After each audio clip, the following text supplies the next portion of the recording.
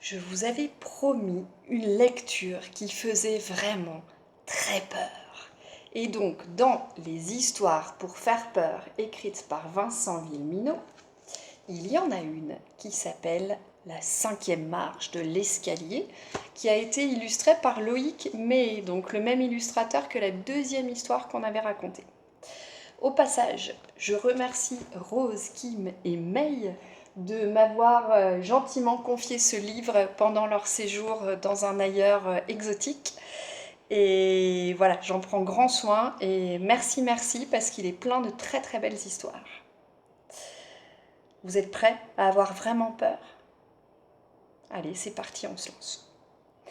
As-tu remarqué que la 5e marche de l'escalier grinçait ce matin?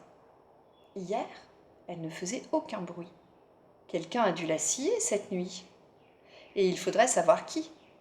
Si ce sont les lutins vicieux et farceurs, peut-être t'enfonceras-tu dans la 5e marche, jusqu'aux épaules ou jusqu'au cou, et tu resteras là, coincé, prisonnier, incapable de bouger. Tu battras des pieds dans le piège qu'ils ont creusé, et pendant tout ce temps, ils ne cesseront de te tourmenter avec leurs sales tours de troll ou de korrigan. Mais ce ne sont peut-être pas les lutins.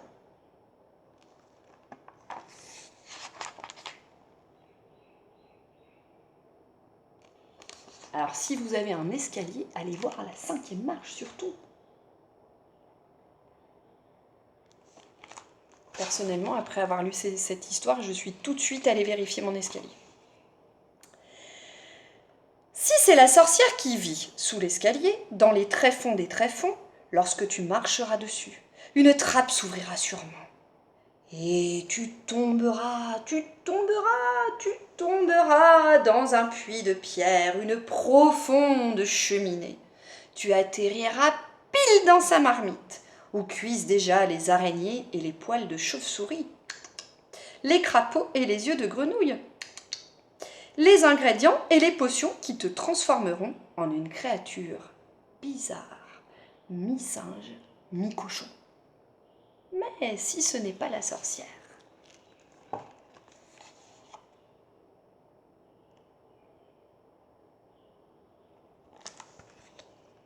Alors, peut-être quelqu'un a-t-il pris l'habitude de venir la nuit dans ta cuisine?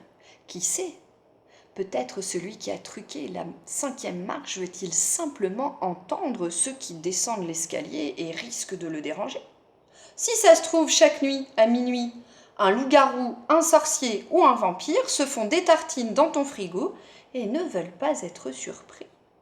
Ou bien c'est un fantôme qui aime bien entendre les choses grincer. Ça lui rappelle sa maison préférée, le vieux manoir hanté.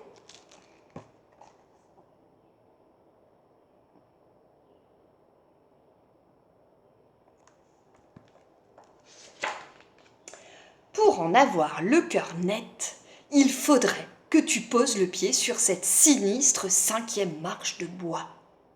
Mais je ne te le conseille pas, car alors, qui peut dire ce qui arrivera? Si elle s'ouvre, tomberas-tu dans un piège mystérieux au milieu de bêtes féroces? Dans une fosse aux serpents? Dans une rivière noire qui t'emmène au pays des 1000 peurs? Y a-t-il quelque chose en dessous? Un gouffre sans fond, sans fin? Ou rien?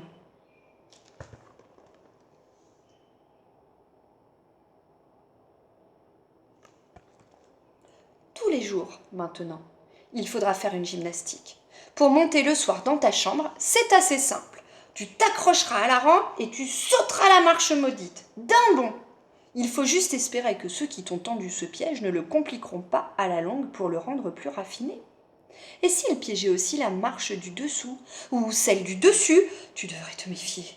Tâte prudemment chaque degré pour vérifier. Essaie de repérer les fissures, les transformations, même minuscules, et les bruits inattendus.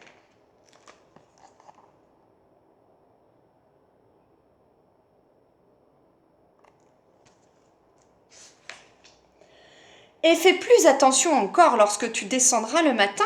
Il y a 18 marches dans cet escalier de bois, et même mal réveillé, il faudra toujours y penser. En partant du haut, ce sera la 13e marche. Oh! N'oublie jamais que le 13 porte malheur, même les matins où tu seras en retard. Sinon, gare à toi, tu disparaîtras.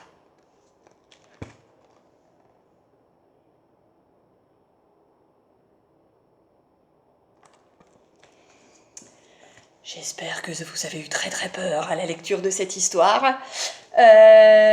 Quelques mots de vocabulaire peut-être un peu compliqués. Le mot sinistre, on l'a déjà vu dans une autre histoire, donc c'est quelque chose de sombre qui peut faire un peu peur.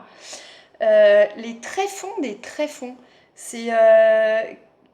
quand on parle des tréfonds, on imagine quelque chose de très profond et pareil d'assez sombre, d'assez noir également.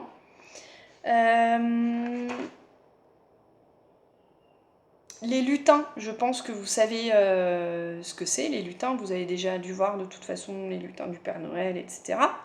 Mais peut-être les trolls également, je pense. Mais les korrigans, ou korrigan, je suis désolée s'il y a des gens d'origine bretonne parmi nous, je ne sais pas comment ça se prononce exactement. Mais en tout cas, ce sont des petits êtres qu'on trouve dans la culture celte et je crois en forêt de Brocéliande. Je ne veux pas vous dire de bêtises. Qui ressemblent à des petits lutins également qui font des bêtises et qui jouent des mauvais tours. Le loup-garou, vous savez qui il est? Et bien évidemment, ni la sorcière, ni le loup-garou, ni le sorcier, ni le vampire n'existent. On est bien d'accord. C'est juste une histoire pour avoir peur. Voilà. Un gouffre, c'est un trou extrêmement profond. Et puis quand on parle des degrés, tâte prudemment chaque degré pour vérifier. Donc en fait, c'est chaque marche d'escalier. Voilà. Je vous invite quand même à vérifier la 5e marche de votre escalier si vous en avez un. Et j'espère que cette histoire ne vous empêchera pas de dormir. À la semaine prochaine!